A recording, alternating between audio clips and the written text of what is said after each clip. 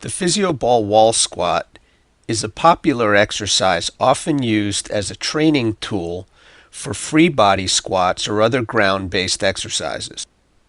It's also an exercise of choice because it's thought to produce a well-balanced workout that is easy on the joints.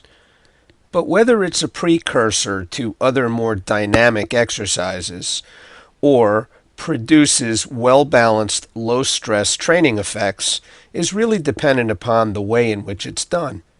Because even the best exercises will have a questionable outcome if they're not executed properly. For example, let's take this starting position. As you can see, the subject's feet are well ahead of his body. This causes his center of gravity to fall significantly behind his base of support, and in response, he has to lean back into the ball. In fact, he's leaning so far back that his toes are actually coming up off the floor, placing his weight well into his heels. From this posture, he can really only drop his hips straight down, leading to a position which will not only influence the forces that he produces, but also the balance of loading across his joints. With his feet well ahead of him, the subject descends to the position that you see here. Some might find this perfectly acceptable because, as you can plainly see, his knees are well behind his toes. But looks can be deceiving because in this instance, the forces that he creates from this position result in imbalanced loading across his joints. In order to measure the forces produced during this exercise, we replicated the movement on an instrumented footplate. It may appear on casual observation that he's pushing down into the floor, but with his weight so far back, the reality is he's actually creating a significant forward horizontal force through his feet. The resulting force vector is more than 25 degrees off the vertical, going from his heel to a point towards the top of the ball. The torque loading at any one joint is the product of the magnitude of that force vector and the perpendicular distance from the line of force to the center of any joint.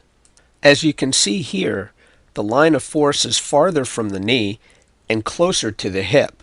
This isn't a badly imbalanced exercise, but there definitely is a greater load on the knee than there is on the hip. And if the objective is to create balance or reduce the stress on the knee, then it's unlikely that this position will accomplish it. An alternative for this exercise is to begin with the feet aligned more directly beneath the hips, as seen here. It would be better still if his feet were really directly beneath his hips, but from this position, he can push his hips back and down instead of straight down, potentially creating better balance. But as we'll see, that's not always the case either. By starting with an improved posture, our subject appears to have established a better position at the lowered phase of the exercise.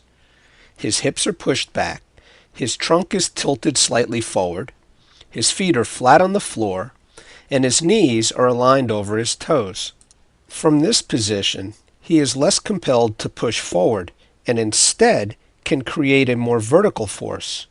In fact, our simulation revealed that roughly half the horizontal force component is generated, resulting in a force vector that is directed approximately 9 degrees from vertical, beginning at the center of his foot. But does this create balanced torques at the joints? Well, no, actually, it doesn't. As the line of force changes from a more horizontal to a more vertical angle, it moves farther from the hip and closer to the knee. As you can see here, the hip torque is now almost twice as great as the knee torque. If we wanted to reduce the load on the knee while increasing hip loading, this would suffice. But if we're seeking muscular balance, then this may produce adverse effects.